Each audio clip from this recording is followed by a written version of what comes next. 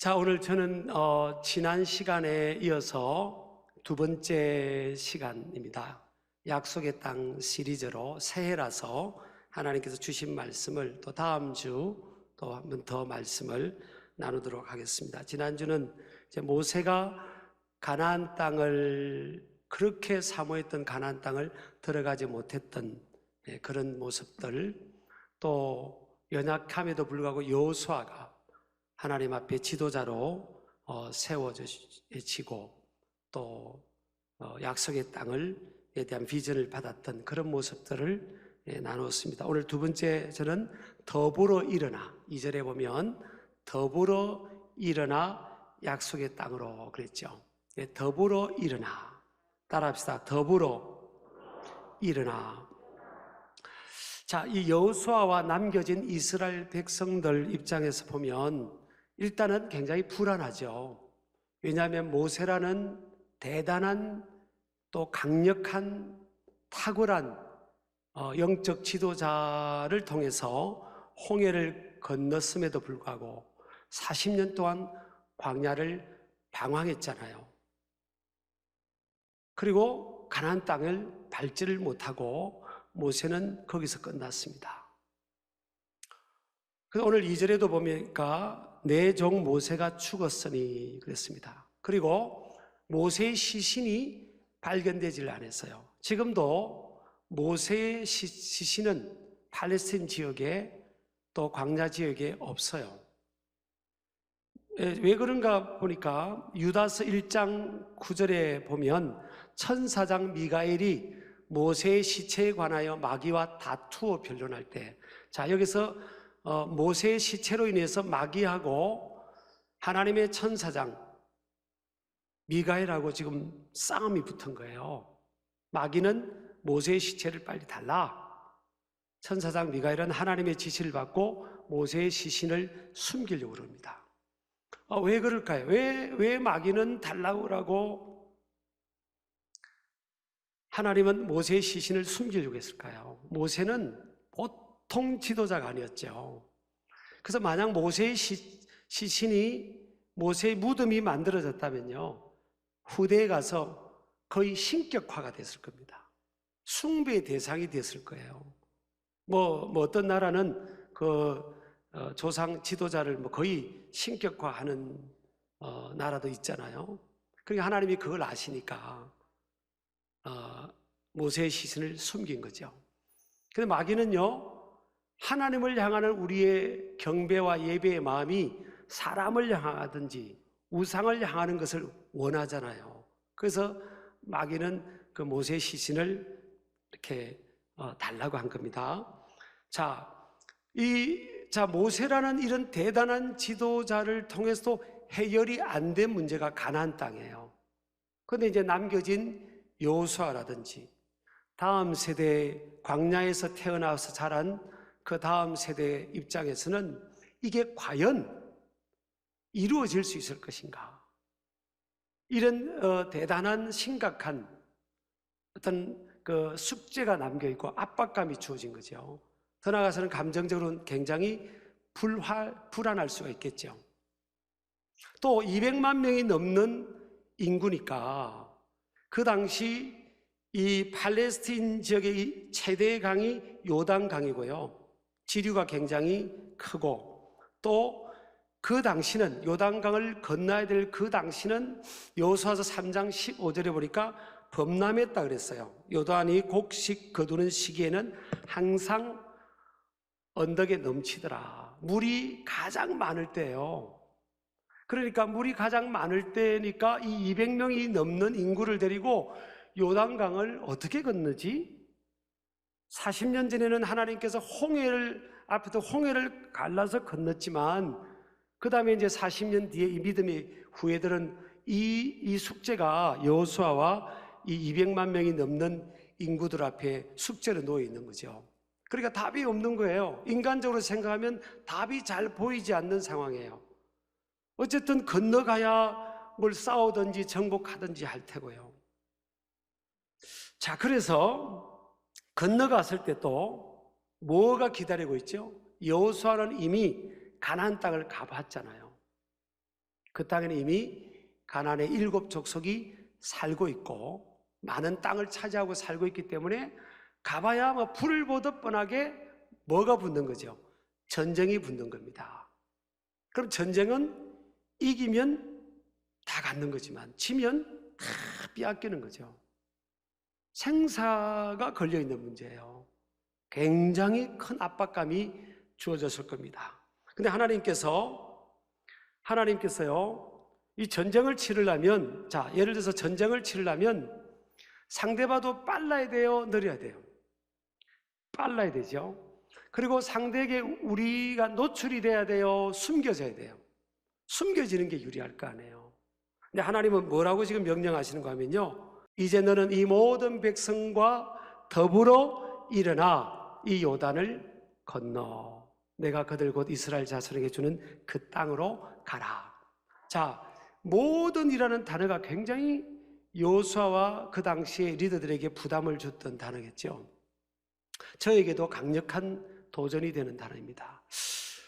전쟁을 치러야 되고, 그러면 기동대, 선발대, 특수부대를 가지고 치고 빠지고 해야 되는데, 하나님은 여기 있는 모든 백성들을 다 데리고 요단강을 건너서 그 땅으로 가라는 거예요. 그러면 200만 명이 넘는 사람들이 이동하는데도 기동력이 떨어질 테고요. 다 노출이 되는 거예요. 저것과 전쟁하려면 노출이 안 돼야 되는데 다 뻔하게 노출이 되고 수가 다 보이는 상황 아니에요. 그 200만 명이 넘는 사람들 중에는 약한 이도 있고 어린이도 있을 테고요. 또 병약한 이도 있을 수 있겠죠. 또 불평하는 사람도 있을 수 있겠고요. 말이 많은 사람도 있을 수 있겠고, 그러니까 자기 중심적이고 희생하지 않는 사람들도, 일만 만드는 사람들도 있을 거 아니에요. 근데 하나님은 그런 것하고 상관없이 가리지 말고 다 더불어 일어나서 약속의 땅으로 가라는 겁니다. 이게 여러분 쉬운 일이 아니죠. 어떻게 보면 불리하고 풀 수 없을 것 같은 그런 큰 어려운 숙제와 같은 그런 상황이 주어져 있는 것입니다. 이게 하나님이 일하시는 방법이라는 거예요. 인간이 생각할 때는 가려서 사람들을 좀 배제하고 놔두고 가려서 그렇게 하면 좋을 것 같은데, 하나님은 한 사람도 포기하지 말라는 거예요. 한 사람도 남겨두지 마라. 다 데리고 가야 된다. 이것이 하나님의 원하시는 모습입니다. 근데 그렇게 생각할 때 여호수아나 그 당시의 리더들이 볼 때는 이거는 더 불리하다.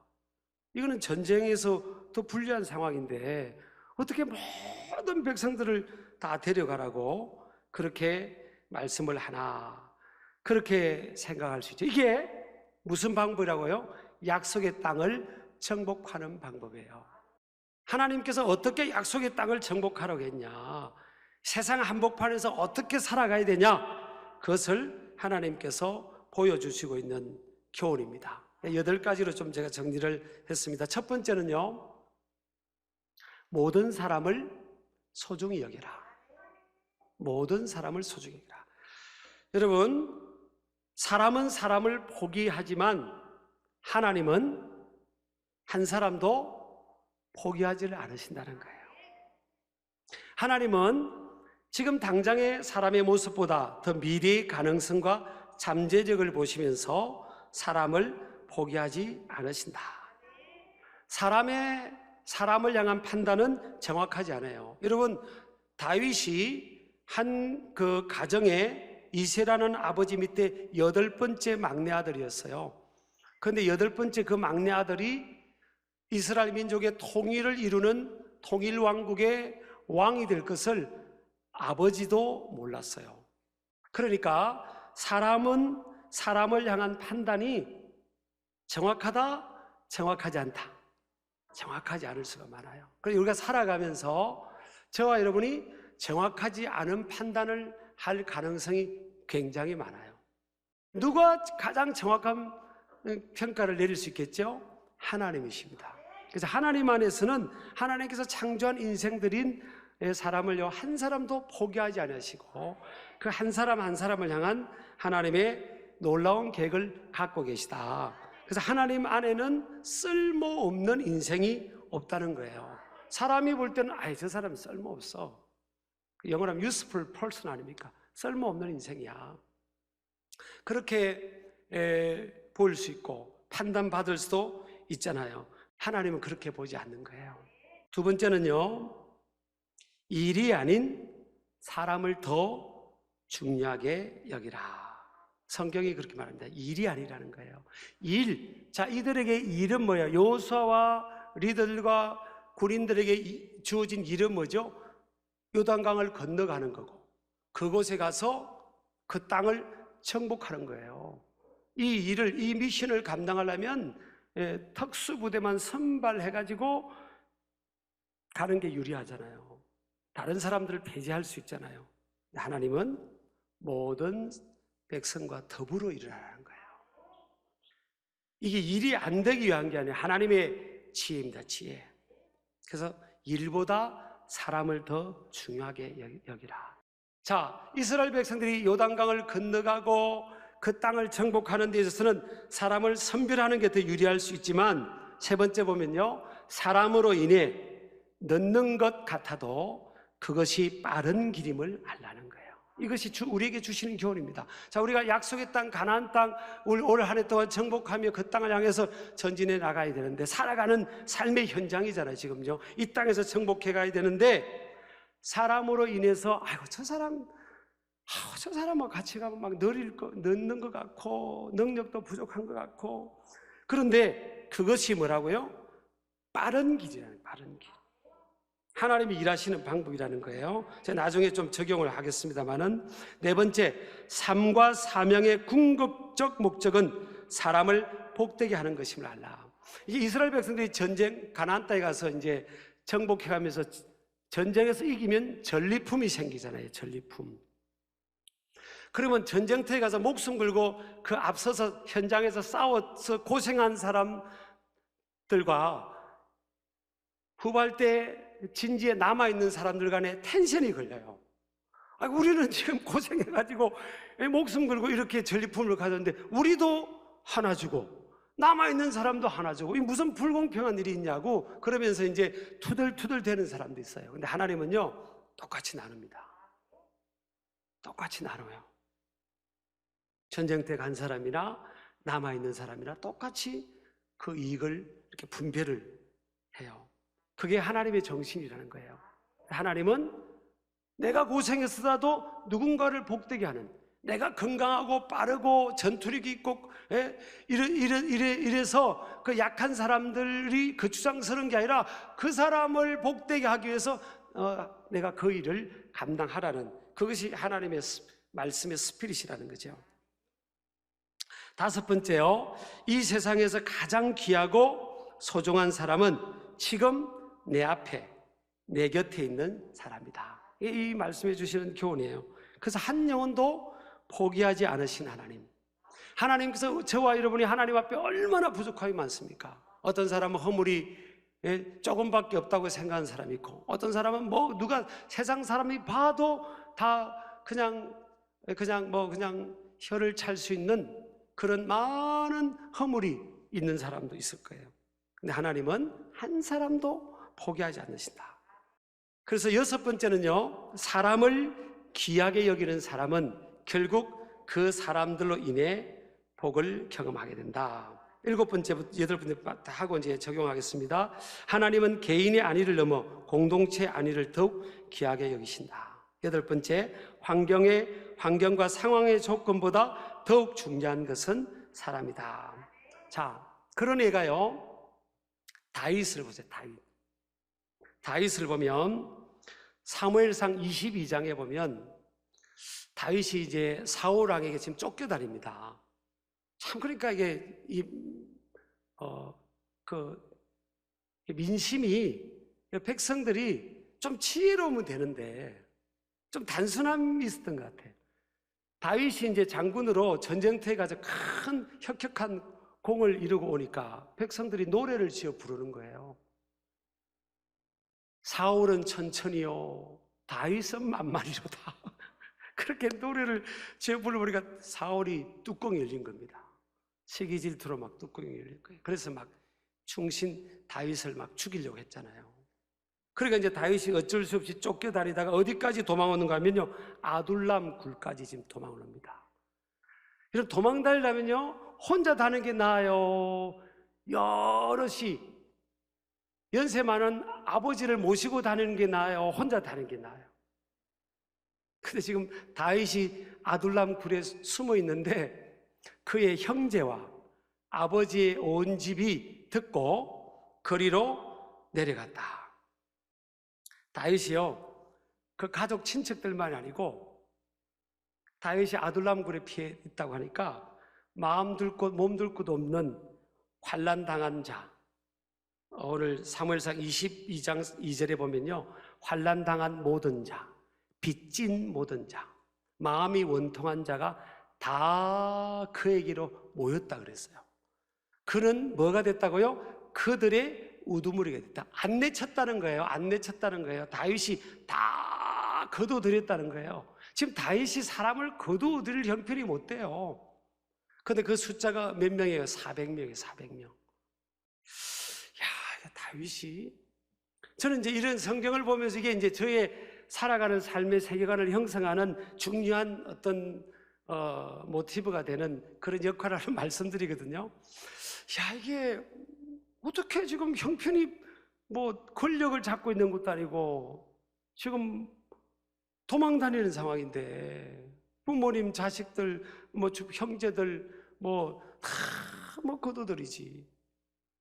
그러면 도망 다니기도 용이하지 않을 텐데, 그리고 내일 먹을 것도 여의치 못하고 도망 나온 다윗인데 어떻게 400명을 다 거둬들이지? 여러분, 예를 들어서 빚이 엄청 많은 사람이 여러분을 가까이 하면 부담이 돼야 안 돼요? 넘어가겠습니다. 한둘이가 아닌 거예요. 한둘이가 아닌 거예요. 다 거둬들입니다. 저는 이 다윗의 그릇이라고 생각합니다. 그래서 왕대밭에 왕대가 나는 거예요. 그 가치관이었겠죠. 자기 먹을 것은 갖고 태어난다. 사람이 지금 부족하게 보이고 빚이 있고 어려움 속에 있지만 지금은 사업이 망해 있을지 몰라도 자기 먹을 것은 갖고 태어난다. 그래서 다윗이 내가 400명을 다 내가 책임지고 먹여야 된다는 게 아니라 이게 믿음이에요. 믿음. 하나님 안에서는 다 모든 사람이 쓸모가 없는 인생이 없다. 하나님의 예비된 축복이 있다. 그것을 믿는 거죠. 그러니까 그들을 다 거둬들인 겁니다. 그릇이 큰 거예요, 사실 다윗이. 그러니까 이 다윗을 따라 모였던 이 오갈 데 없었던 이 인생들이 나중에요, 다윗의 용사들이 됩니다. 용사. 다윗이 큰 용사, great warrior이니까 그 큰 용사 밑에 이 오합지졸과 같은 인생들이 모이니까 나중에 이들이요, 용사가 됩니다. 용사가 된다니까요. 큰 숲 안에 나무가 자라는 거잖아요. 조그마한 숲에 무슨 큰 나무가 자라겠어요. 그게 이게 참 우리가 보면서 저와 여러분이 우리가 그런 생각이 들어요. 일이나 환경 중심이 아닌 사람 중심인데, 어쩌면 우리가 지금 요만큼 된 것도 하나님의 은혜죠, 은혜. 근데 하나님은 요만큼보다 더 이만큼 되기를 원하시는데 우리가 사람을 품는 그릇이 요만큼밖에 못 돼서 요만큼만 된지도 몰라요. 하나님은 모든 백성을 다 더불어 일어나라고 했잖아요. 인생의 복이 사람을 품는 그 크기만큼 주어지는 것 같습니다. 다윗을 보면서도 우리가 도전을 받죠. 근데 사람을 품는다, 사람을 거둬들인다, 더불어 함께한다, 이게요 사실은 희생의 대가를 지불하는 거죠.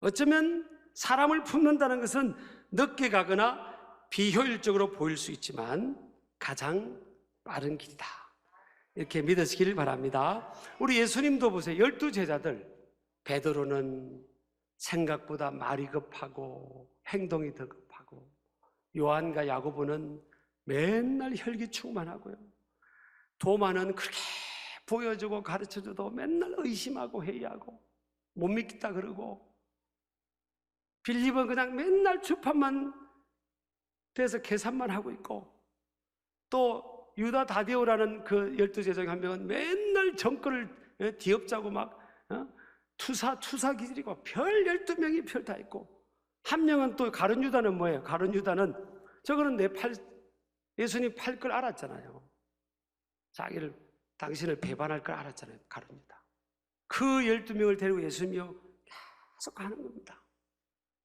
그들과 함께하고 먹고, 심지어는 다 도망갔는데도 불구하고 갈릴리로 가서 다시 만나자고 그러고, 부활하신 예수님께서 예수님을 만났음에도 불구하고 베드로와 6명의 또 제자들은요 물고기 잡으러 옛날 생활을 또 가버립니다.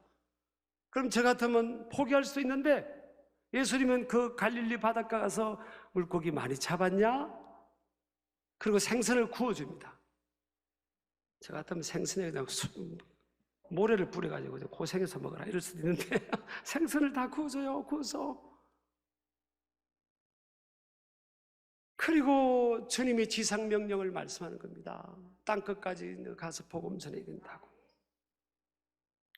여러분, 다윗이 다 거둬줬던 그 용사들, 참 다윗을 위해 충성합니다. 그래서 다윗이 통일왕국의 왕이 되는데 결정적인, 오갈 데 없고 별 볼 일 없게 보이던 이들 있잖아요. 이들이 역할을 합니다. 다윗이 혼잣말로, 우리가 살다 보면 고향이 그리울 때가 있잖아요. 다윗의 고향은 베들레헴이었으니까 베들레헴의 우물물 먹고 싶다, 혼자 말을 한 거예요. 혼잣말. 그런데 옆에 있던 부하 용사 3명이 듣고요 그냥 말 타고 가는 겁니다. 거기에 사울의 저게 군대들이 있음에도 불구하고 막 말 타고 막 베들레헴 막 우물가까지 막 싸우면서 막 이렇게 해서 헤치고 길을 만들고 가서 기어코 우물물 떠오는 겁니다. 근데 다윗이 그걸 못 먹죠.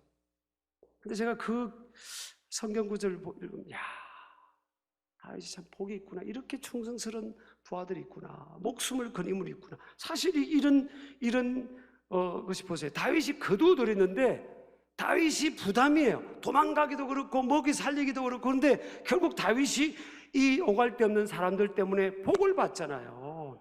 이게 여러분, 우리 하나님이 일하시는 방법이에요. 하나님. 우리가 불편하더라도 올해는 여러분 약속의 땅을 말씀합니다. 그럼 하나님이 어떻게 어떻게 그 땅을 정복할까요? 어떻게 우리가 그 땅을 정복하라고 하겠어요? 사람이에요. 사람입니다.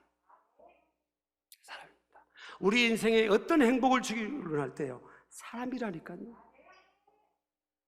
가까이 있는 가족들, 교우들, 사회생활하면서 만나는 사람들, 서치듯이 만난 사람들 말이야, 모든 사람을 더불어 하는 겁니다. 더불어 품고. 그게 쉽지 않으니까 하나님께 기도하면서 사람을 보면서 저 사람이 내 인생에 뭐라고요? 축복을 가져올 사람이라.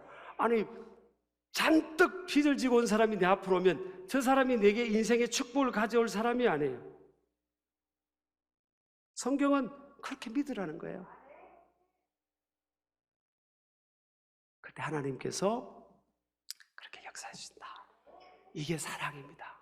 사람을 품는 것이 사랑의 사랑. 여러분, 그렇게 살아가면요 하나님께서 약속의 땅을 주실 거예요. 이게 안 되면요, 사람을 자꾸 이렇게 해내면 약속의 땅을 약속하셨어도 안 와요, 그 땅이. 우리 올 한 해 동안 약속의 땅에 비전을 주셨으니까 어떻게 해야 되겠어요? 마음을 열고 사람을 우리 안에 품는 겁니다. 사람을 가리지 않는 거예요. 다 손 내보세요. 이렇게 따라합시다. 주여, 크게 주여, 넓은 가슴으로 사람을 품게 해주세요. 우리 아멘 하시기 바랍니다. 넓은 가슴으로 사람을 품고 그게 더불어 일어나. 더불어 모든 백성과 더불어 일어나. 그럴 때 여러분 약속의 땅이 속히 여러분 앞에 와 있을 겁니다.